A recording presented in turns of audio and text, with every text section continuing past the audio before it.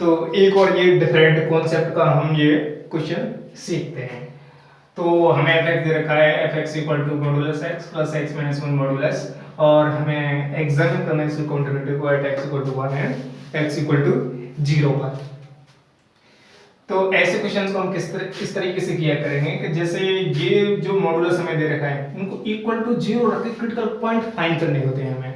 तो अगर मैं मॉडुलस के अंदर ये लिखा हुआ है x इसको इक्वल टू जीरो रखूंगा तो क्रिटिकल पॉइंट मुझे x इक्वल टू जीरो ही मिलेगा, और जब मैं इसको जीरो रखूंगा x minus one equal to zero तो मैं critical point x equal to one ही मिलेगा।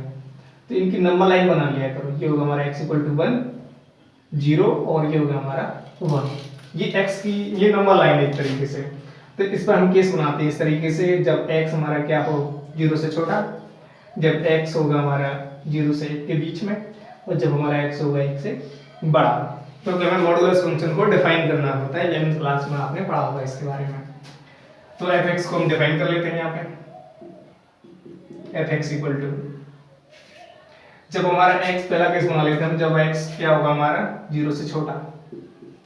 जब x हमारा जीरो से छोटा होगा तो तुम्हें पता होगा जब x जीरो से छोटा है मतलब कोई ना कोई नेगेटिव नंबर है, तो जब मॉडुलस के अंदर नेगेटिव नंबर होगी तो मॉडुलस हटाते वक्त हम क्या कर देंगे माइनस लगा देंगे उसके सामने, तो ये बनेगा हमारा माइनस एक्स।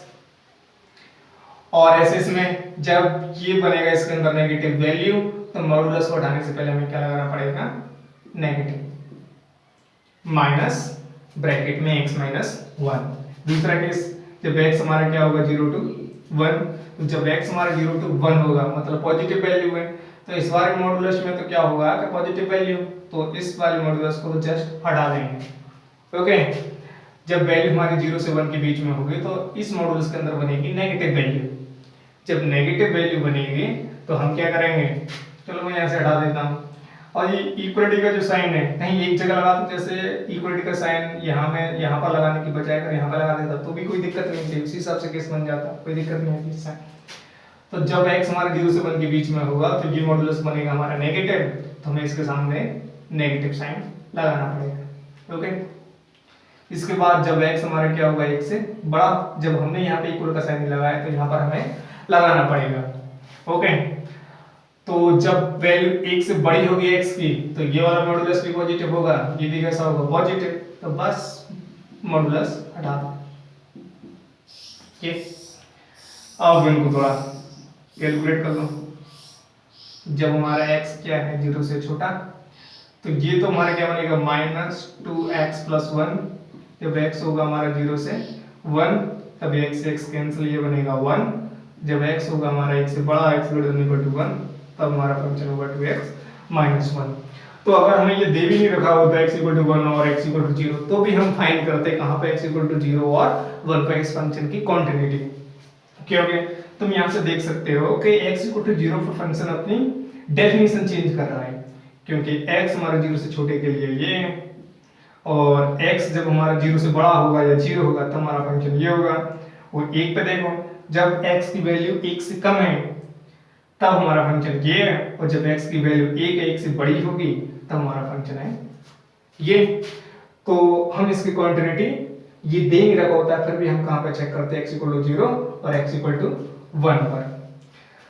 तो चेक करते हैं, मैं एक पर चेक करके बता देता हूँ, एक पॉइंट पर आप चेक करके देख लेना, quantity at x equal to zero.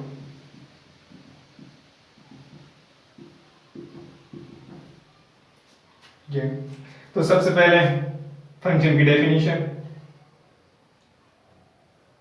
First f of zero, तो इक्वल का साइन यहाँ पे तो इसके कॉरस्पॉन्डिंग फंक्शन होगा हमारा ये कांस्टेंट फंक्शन है ये, तो f ऑफ जीरो की वैल्यू कितनी होगी वन। इसके बाद f of zero plus, f of zero plus का मतलब है राइट हैंड लिमिट, तो f of zero plus find करना चाहें हम तो limit x tends to zero plus, और जीरो प्लस के लिए जीरो से बड़ी वैल्यू के लिए हमारा फंक्शन कौन सा होगा ये f ऑफ x। मैं एक बार लिख देता हूं, तो जैसे f ऑफ x हमारा क्या है वन, और लिमिट हमारी क्या है x tends to zero plus, तो कांस्टेंट फंक्शन है तो लिमिट लगाने की जरूरत ही नहीं पड़ती, तो वैल्यू क्या आ जाएगी हमारी वन। ऐसे f of zero minus find करना चाहें हम तो f of zero minus limit x tends to zero minus f of x equal to limit x tends to zero minus, अब जीरो माइनस के लिए हमारा फंक्शन कौन सा है, जीरो जब छोटा है, एक्स जब छोटा है जीरो से, तो ये minus two x plus one. और डायरेक्ट लिमिट पुट करने पे कोई भी इनडिटरमिनेट फॉर्म नहीं बन रही है यहाँ पे, तो डायरेक्ट लिमिट पुट कर सकते हैं यहाँ पे। तो जैसे लिमिट पुट करेंगे तो ये बनेगा minus two into zero plus one equal to one. तो तुम यहाँ से देख सकते हो कि फंक्शन की value left hand limit right hand limit तीनों के तीनों क्या है, बराबर। So f of zero plus equal to f of zero minus. तो हमारा फंक्शन कैसा हुआ, hence f x is continuous at x equal to zero. हमारा फंक्शन क्या हो जाएगा, एक्स इक्वल टू जीरो पे कॉन्टिन्यूअस। तो जीरो का मैंने बता दिया, एक्स इक्वल टू वन का आप लोग चेक करके देखना। रही बात इसके ग्राफ की, मैं ग्राफ बता देता हूं इसका एक बार। यहाँ पे मान लेता हूँ कुछ x इक्वल टू जीरो और यहाँ पे मान लेता हूँ मैं x इक्वल टू वन। देखो इसका ग्राफ हम किस तरीके से बनाएंगे। तो यहाँ पे देखो जब x हमारा जीरो से छोटा होगा तो तब हमारा फंक्शन क्या है, minus two x plus one. तो ये एक लाइन है, लाइन को ड्रॉ करने के लिए मैं थोड़ी देर के लिए इसे लिख लेता हूँ हेल्प के लिए, minus two x plus one. तो लाइन यहाँ से आएगी तो कहीं ना कहीं एक्सिस पे कट तो करेगी। तो यहाँ पे क्या मान लेते हैं, इस एक्सिस पे कहाँ कट करके पता करने के लिए मैं फाइल इसमें पुट कर दूंगा x इक्वल टू जीरो। जैसे x equal to zero put करूंगा तो y इक्वल टू मुझे क्या मिलेगा, वन। तो एक पॉइंट तो मिला मुझे 0,1। ओके, और उसके बाद तुम पॉइंट निकालना चाहो यहाँ पे x इक्वल टू जीरो, यहाँ पे ये x इक्वल टू वन। इस x एक्सिस में y इक्वल टू क्या होगा, जीरो। तो y equal to zero put करेंगे तो x इक्वल टू हमें क्या मिलेगा, हाफ। तो हाफ ये पॉइंट कहीं यहाँ पे होगा, हाफ कॉमा जीरो। इन दोनों पॉइंट्स को मिला दो तो ये लाइन हमारी इस तरीके से बनेगी। लेकिन इस लाइन को हमें कहाँ रखना है, जीरो से छोटे के लिए रखना है। तो इधर तो ये लाइन आएगी नहीं, तो इसको हमें क्या करना पड़ेगा, मिटाना पड़ेगा। इसे मिटा दिया।